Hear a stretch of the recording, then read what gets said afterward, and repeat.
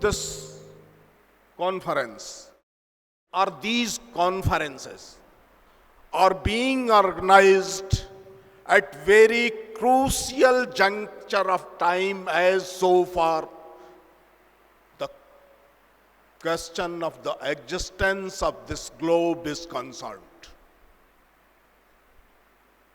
We are organizing this session in shadow of the failures of continuously 5 Earth summits. We are organizing this conference when UNO is in the quest to restore the ecosystem. Distortion happened, distortion taken place, and that all taken place willingly, deliberately, and very wisely also. The human intellect, human reason is by its very nature against the humanity. The history proved this. So that the threat which are foreseen by some scholars, philosophers, CEOs is not due to the nature,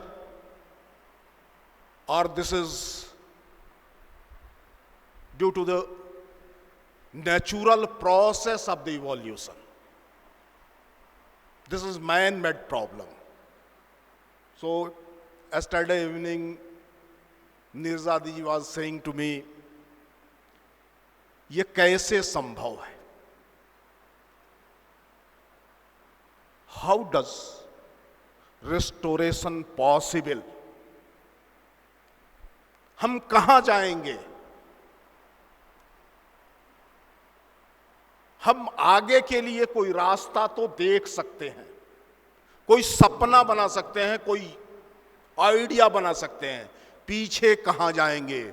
वो कौन सा point है जिस पर retreat करके हम कहेंगे we completed the restoration? वो कौन सा पॉइंट है जहां पर हम कहेंगे डम एंड रिस्पॉन्सिबिलिटी और अचीव्ड? एक बात अलग है कि always freedom causes responsibility, and this very time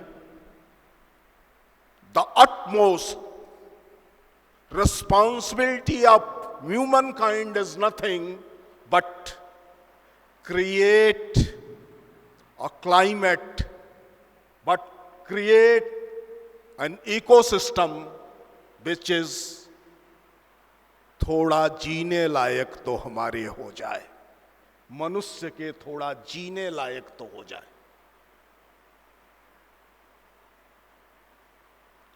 यह अधिवेशन जब हो रहा था तो हम यह मान रहे थे कोरोना वापस चला गया है। यह अधिवेशन जब हम आयोजित कर रहे हैं तो हम सब अनुभव कर रहे हैं कि हम फिर एक बार उस महामारी की चपेट में हैं।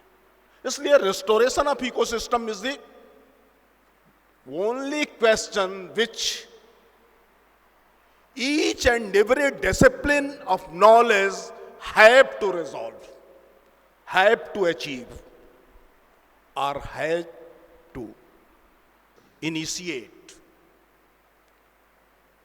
इसलिए दुनिया तो देख रही है भारत की, और कोरोना के समय भी देख रही थी, उस जीवन दर्शन की ओर देखने की कोशिश कर रही थी, उस विश्व दृष्टि की ओर देखने की कोशिश कर रही थी जिस विश्व दृष्टि के आधार पर इसके उत्तर पाए जा सकते हैं। लेकिन यह प्रश्न है कि क्या विश्व दृष्टि को प्राप्त करने के लिए प्रोफेसर भट्ट ने ये लगातार लंबे समय से प्रश्न उठाए हैं, और उनके साथ काम करते हुए, उनके साथ बातचीत करते हुए मुझे इसकी दृष्टि जो मिली है, मैं उस पर चर्चा करना चाहता हूं। Is restoration possible? Then what is the meaning of the restoration? UNO ने decades for restoration of ecosystem की बात की है। This decade is dedicated for the restoration of ecosystem. and reorientation of the science, technology, philosophy, humanities, all discourses and all domain of knowledge is called to make efforts to restore this ecosystem. लेकिन जब तक हम दृष्टि परिवर्तन नहीं करेंगे तब तक शायद यह संभव नहीं हो सकेगा। और दृष्टि परिवर्तन मनुष्य और मनुष्य के इस संसार के साथ संबंध, इस धरती के साथ संबंध, इन संबंधों की दृष्टि नहीं बदलेंगे तब तक हम वहां लौट नहीं सकते। भारत ने कर दिखाया, इसलिए हम चर्चा कर सकते हैं। भारत ने नमामि गंगा प्रोजेक्ट को सामने रख करके एक दृष्टि बदली है। 510 मिलियन लोगों का जीवन 2500 किलोमीटर से अधिक जो गंगा की यात्रा है, उस यात्रा में लगभग 1400-1500 किलोमीटर के इलाके में यह परिवर्तन अनुभूत होने लगा है। यह मैंने कहा this is the resolution of the UN. वो परिवर्तन इकोनॉमी का परिवर्तन है, वो परिवर्तन इंटरपर्सनल रिलेशंस का परिवर्तन है, वो परिवर्तन जल और मनुष्य के बीच रिश्तों का परिवर्तन है, वो परिवर्तन जल जंगल जमीन के प्रति नए प्रकार से ये pseudo industrialisation and so called development को इनकार करते हुए संपूर्ण जीवन दृष्टि को पुनर्व्याख्यायित करके जीने के यत्न का परिवर्तन है। यह परिवर्तन केवल भौतिक नहीं है, केवल पंचभूतों के प्रति ये शुद्ध हो जाएं, ये शांति को प्राप्त हो जाएं, इसका परिवर्तन नहीं है। ये तो इस देश की रोज की प्रार्थना में है। पंचभूतों की शांति की प्रार्थना, उनके यथावत होने की प्रार्थना, ये तो हमारा स्वभाव है। लेकिन यह प्रार्थना मात्र नहीं है, जीवन में उतरेगा कैसे? जीवन में तब उतरेगा जब युक्ति से आगे श्रद्धा के साथ इसका संबंध होगा। मैं फिर कहूंगा यूरोप को तो उस दिशा में देखना पड़ेगा जब फिलॉसफी बुद्धि को सीमित कर रही थी, तर्क को विधूनित कर रही थी, मनुष्य के बौद्धिक ज्ञान की सीमाओं का रेखांकन कर रही थी, इसलिए कि श्रद्धा को स्थान बन सके, आस्था के लिए स्थान बन सके।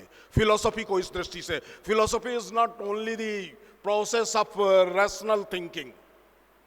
इस रूप में जब सोचा गया है, रैशनलिटी से को जेनेसिस ऑफ फिलॉसफी के रूप में जब देखा गया है, तो समस्याएं आई हैं, उन समस्याओं का हम सामना कर रहे हैं। शायद यूरोप ने विचारों के क्षेत्र में कोपरनिकन रिवॉल्यूशन करने वाले की अंतिम पंक्ति को भुला दिया कि श्रद्धा के लिए स्थान बन सके, फेथ के लिए स्थान बन सके, इसलिए बुद्धि को सीमित कर देना है, मनुष्य की ज्ञान की सीमाओं का सीमांकन कर देना है। मैं इमैनुअल कांट की याद दिलाना चाहता हूं आपको। आज फिर एक प्रश्न आया है पूरी दुनिया के सामने, और यह प्रश्न मनुष्य की बुद्धि की आज सीमांकन करने का प्रश्न, जहां एक तरफ रिस्टोरेशन ऑफ इकोसिस्टम के साथ जुड़ा हुआ है, तो दूसरी ओर फ्रीडम और रिस्पॉन्सिबिलिटी के साथ भी जुड़ा हुआ है।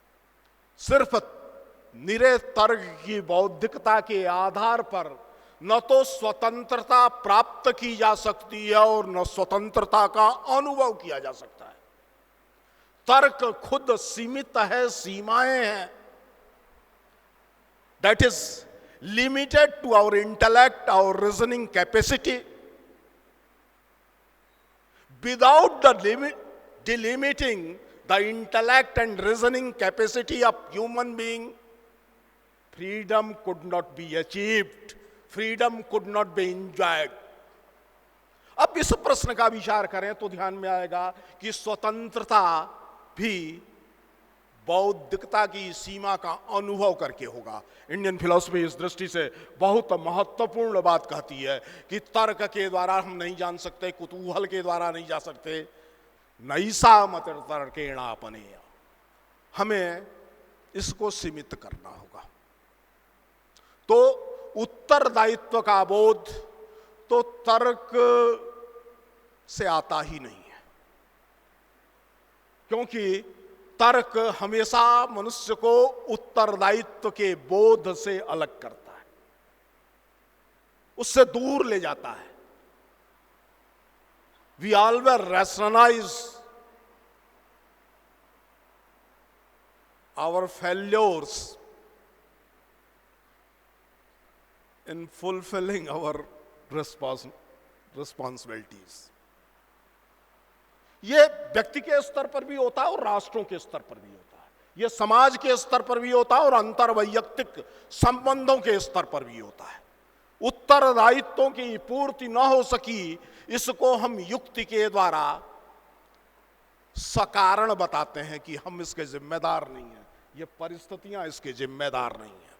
द्वितीय विश्व युद्ध के समय भी ऐसा हुआ था, हिरोशिमा पर बम्बार्डमेंट के बाद भी ऐसा हुआ था, यूक्रेन रसा युद्ध के बीच भी ऐसा ही हो रहा है। युक्तियां गढ़ी जा रही हैं, तर्क गढ़े जा रहे हैं। दुनिया में आतंकवाद से लड़ते हुए भी ऐसा हो रहा है। ओजोन लेयर में जब छेद हो रहा है और अर्थ समिट असफल हो रहा है, तब भी युक्तियां और तर्क गढ़े जा रहे हैं। जो जिम्मेदार हैं वो जिम्मेदारी नहीं लेना चाहते हैं, इसलिए तर्क के आधार पर में हमारी जिम्मेदारी नहीं है, हम इसके उत्तरदायी नहीं है, इसको प्रमाणित कर रहे हैं। तो स्वाभाविक है कि हमें इस पर दार्शनिक दृष्टि से विचार करना ही पड़ेगा। लेकिन अब फिर दूसरा प्रश्न आता है, the methodology of philosophisation which we adopted, in which we are all trained, is it capable to curb this problem? Certainly not. तो क्या होगा? इसलिए ये अधिवेशन इस दृष्टि से भी ऐतिहासिक है, और इसके लिए आदरणीय भट्ट जी ने मुझे अनुमति दी कि हम इस अधिवेशन में एक नया प्रयोग करेंगे। वह प्रयोग करेंगे भारत में चिंतन की परंपरा कैसे चलती रही है।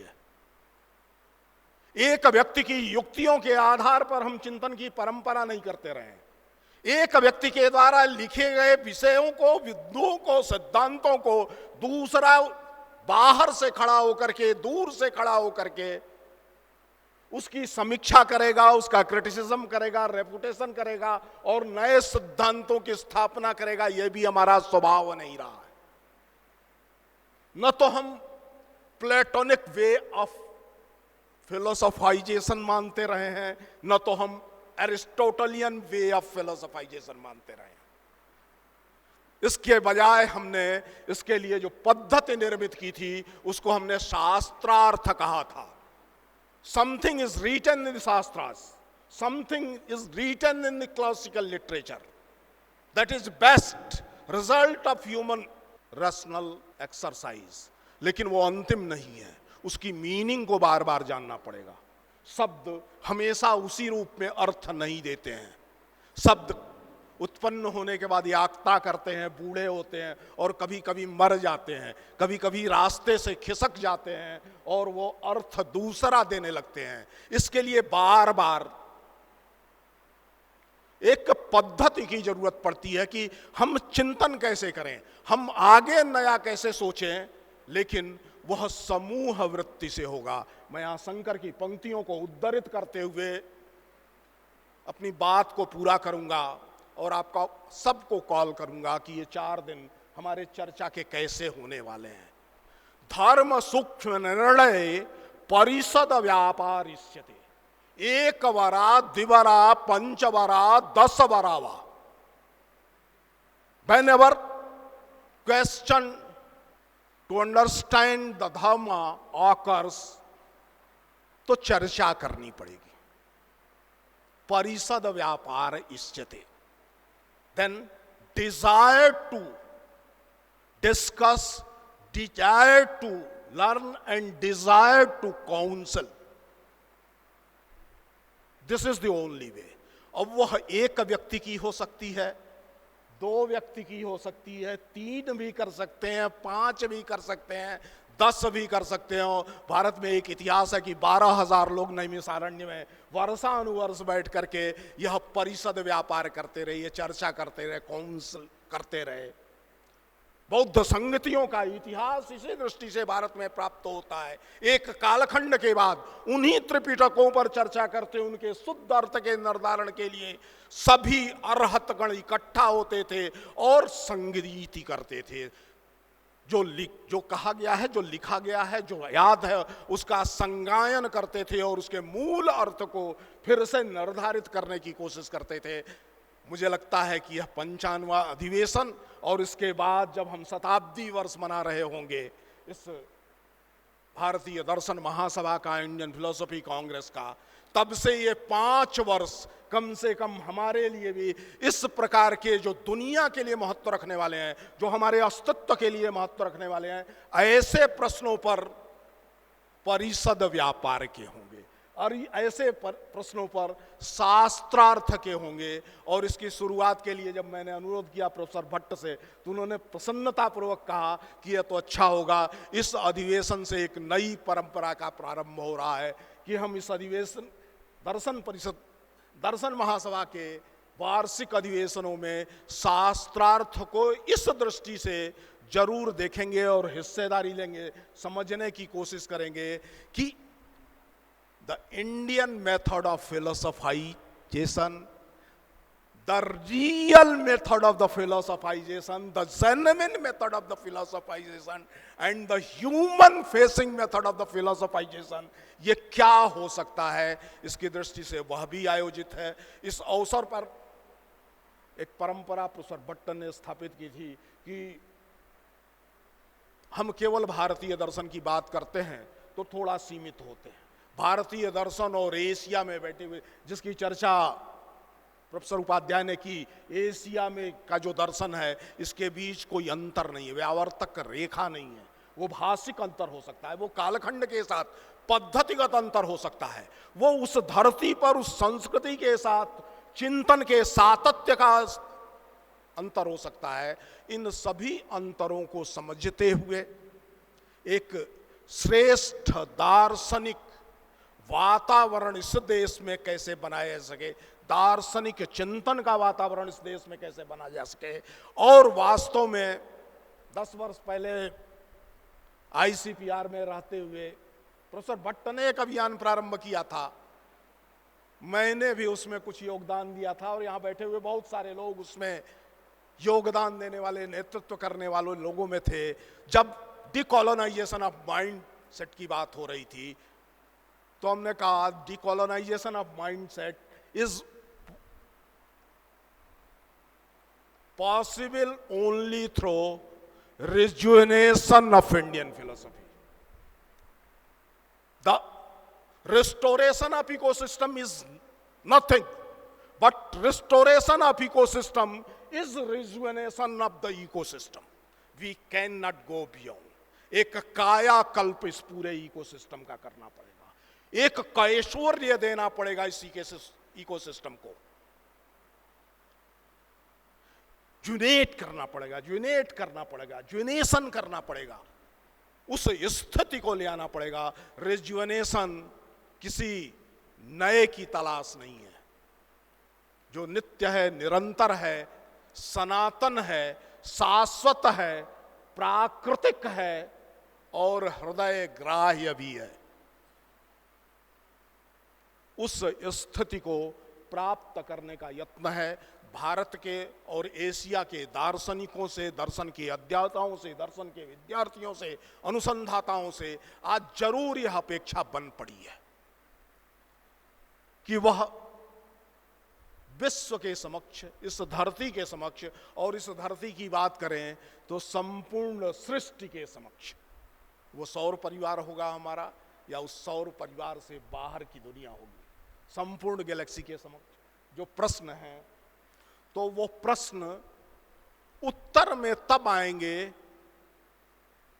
जब हम जगाएंगे। भारत में दर्शन के विद्यार्थियों ने, दर्शन के अध्येताओं ने अपने लिए एक नारा गढ़ा था उस नारे की याद दिलाते हुए, उस वैदिक स्लोगन की याद दिलाते हुए, उस वैदिक मंत्र की याद दिलाते हुए मैं अपनी बात को पूरा कर रहा हूं। वयम राष्ट्रे जागृयाम पुरोहिता।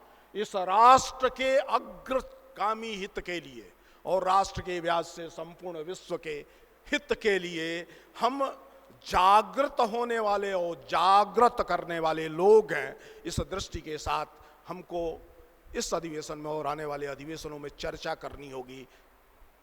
और अंत में कहूँगा कि वर्धा में सुविधाएं नहीं जुट सकी हैं, उन कठिनाइयों के बीच आपको चर्चा करनी होगी। जो प्रश्न हैं, जो संकट हैं, वो बड़े हैं, उसकी तुलना में यहाँ जो कठिनाइयाँ हैं वो छोटी हैं। तो जो बड़ा है उसको पहले आप हल करेंगे, जो छोटा है उसको सह लेंगे, सहिष्णुता के भाव से, तितिक्षा के भाव से। इस निवेदन के साथ आप सबको नमस्कार।